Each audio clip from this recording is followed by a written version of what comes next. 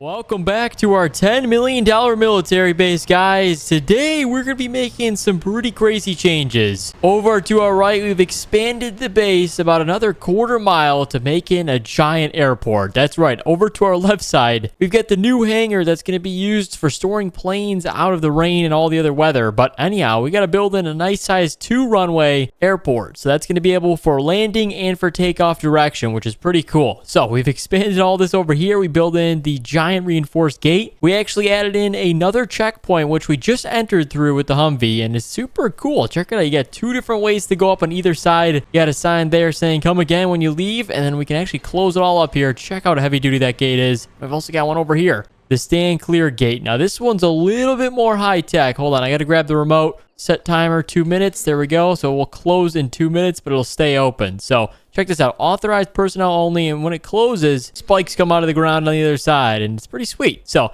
anyhow, we got the first office here. 3 offices over here. We got watchtowers on both ends. And this is the headquarters where all the generals are hanging out, doing their meetings, and what are their other briefings that they have going on. As you move through the base, you get some tents and you get some storage equipment. You guys got the tanks lined up here, some more Hummers. Nice size tents for everyone on the base that's going to be staying here. And then I didn't show you the other Humvee, but it's not a Humvee. It's a Hummer HEV. That's right. We got the electric Hummer here. This is pretty sweet. Got it customized out with all the military wraps, fuel tanks, and then we've also got the survival equipment. So pretty sweet. That's the full tour of the base for those who have not seen it. But guys, we're going to start building on this new airport, and we're going to go get a bird's eye view in the helicopter to see what we want to do for runway. And by runway, I mean where we're going to place it down and the distances we're going to have. Like I said, we got about a quarter mile. So let's fire up the Black Hawk helicopter and let's see what we're working with here. So as you guys know, the hangar's up to the left. That'll probably store one of the giant planes that we're going to be purchasing today. We're going to be buying about 5 planes in total. One of them's a giant one with 4 engines. So make sure you stick around for that. Anyhow, the runway, I think the landing, what we're going to do is the pilot's going to come through the trees here. So I'll kind of do a reenactment of how it's going to work when you land onto the runway. We got all these trees here, which actually helps us because it provides us with sort of a barrier for the base, which is nice. Got the woods here. So basically, pilots are going to fly in from the east over there. They're going to fly over the trees. We've already done this before, but we need to test it out again. The trees are pretty high, so as soon as you get over the trees and clear it, you're gonna have to start bringing down the plane, and then you can start landing it on the runway. So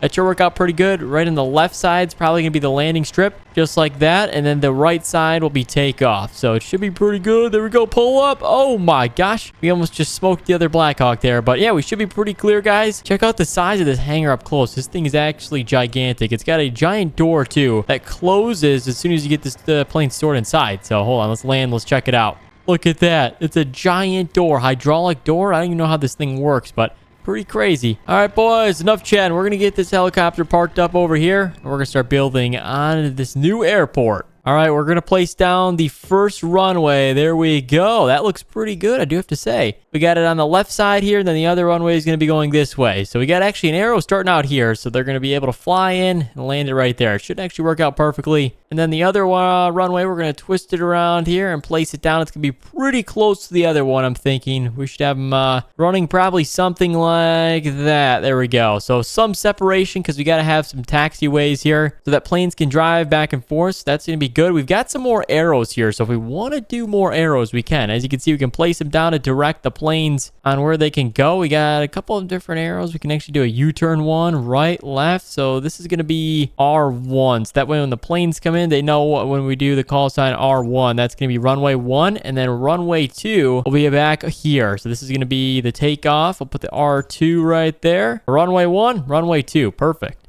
All right, let's go ahead and connect up the hangar here for the planes. That way they can get connected so they're not driving on the grass because planes don't have the best amount of traction. So this should be good right through here. There we go. Looks good. But we're going to go back and we're going to go find them arrows again. We need to go ahead and place those down so that the planes kind of know where to go. We got lines. These are called dash lines. I don't know what these are for, but we're going to put some of these other ones down so that can kind of direct it to the runway. So I'm trying to think the best way of doing this. I like the yellow lines. So I think what we're going to do is we're going to place a couple of these down. One right there. And then one right about there. Perfect. So how that's going to work for these lines, what the purpose is the plane's going to back in right down the center. So we're going to place a couple of these down right about there. And the front of the plane has got to be positioned right here for it to go in the building perfectly so that you don't take the wings out. So that's going to direct the pilot on where to go. That does look pretty good. Time to connect up the runway. So we got a little taxiway to drive through. Probably something like that should be big enough. All right. Right there. And then let's go ahead and connect the runway. There we go. All right. I think we are done, guys. We got to go test it out, though. But we got to purchase some planes. We're going to be buying three different types of planes. So let's go check them out. The first plane we're buying is a Strato Fortress plane. Now, this thing is gigantic. It actually has 8 motors. I said 4, but it's got 4 sets of 2, so it's pretty crazy. It's 300,000. It's a little older of a plane, but we're going to buy one of these, and this is the plane that's going to be going in the hangar. It should fit, but if it doesn't, we'll just sit it outside because we got some more planes to buy, and there's also a surprise on the side of both of the wings, so that's pretty crazy. All right, let's go ahead and buy this, and then let's move on to the next plane. Now, this one is pretty unique because it's got these adjustable propeller type, I don't know. It's a certain type of military plane. It's called the V-22 Osprey. As you can see, the wings like rotate and then it goes into propeller prop plane type thing. So we're going to buy one of these. This is more of like a rescue military helicopter. It's got the opening in the back for the cargo. It's pretty sweet. Not like a helicopter, like a cargo bob. This thing moves fast. It does, I think 103 miles an hour, which is pretty quick.